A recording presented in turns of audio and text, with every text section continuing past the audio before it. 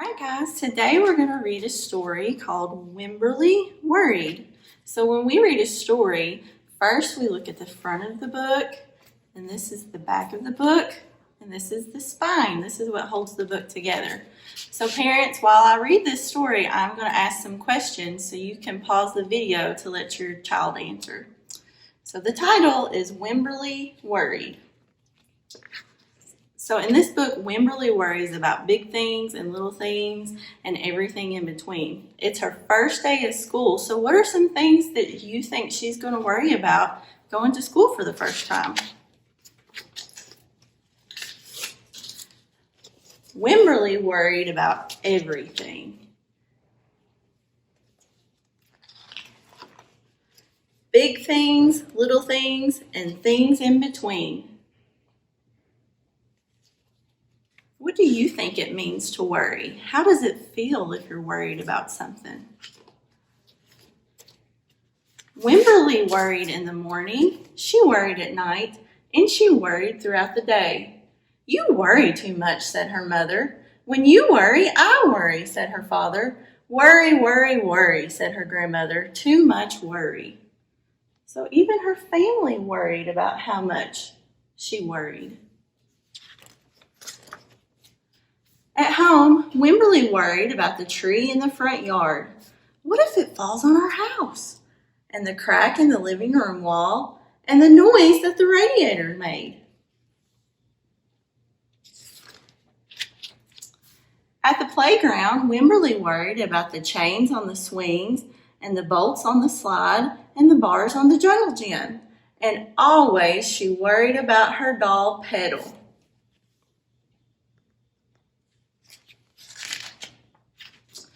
Don't worry, said her mother. Don't worry, said her father.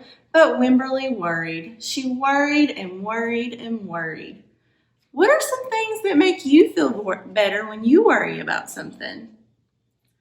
When Wimberly was especially worried, she rubbed Petal's ears. Wimberly worried that if she didn't stop worrying, Petal would have no ears left at all. So to make herself feel better, she would rub Petal's ears. On her birthday, Wimberly worried that no one would come to her party. See, said her mother, there was nothing to worry about. But then Wimberly worried that there wouldn't be enough cake.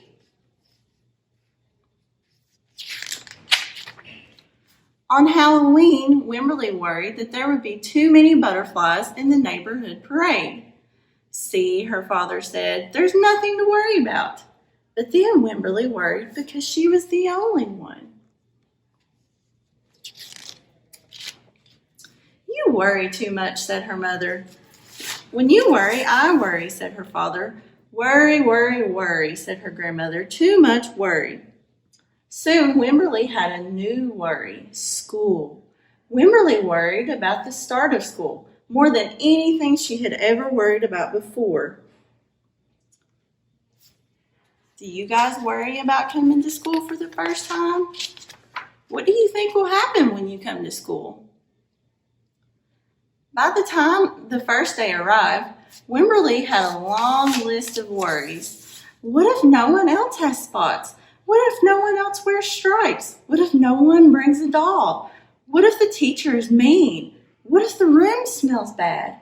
What if they make fun of my name? What if I can't find the bathroom?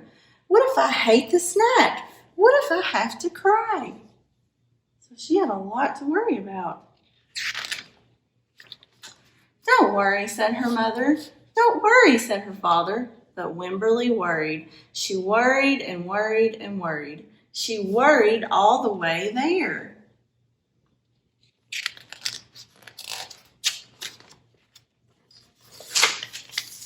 While Wimberly's parents talked to the teacher, Mrs. Peachum, Wimberly looked around the room. Then Mrs. Peachum said, Wimberly, there's someone I think you should meet. Her name is Jewel. She was standing by herself, and she was wearing stripes, and she was holding a doll. So how was Wimberly and Jewel the same? What did they have in common? They both have on stripes, and they both have a doll. At first, Wimberly and Jewel just peeked at each other. "This is Petal," said Wimberly. "This is Niblet," said Jewel. Petal waved, and Niblet waved back. "Hi," said Petal. "Hi," said Niblet. "I rub her ears," said Wimberly. "I rub her nose," said Jewel. Throughout the morning, Wimberly and Jewel sat side by side and played together whenever they could. Petal and Niblet sat side by side too. Wimberly worried, but no more than usual, and sometimes even less. Before Wimberly knew it, it was time to go home. So what do you think made Wimberly worry less?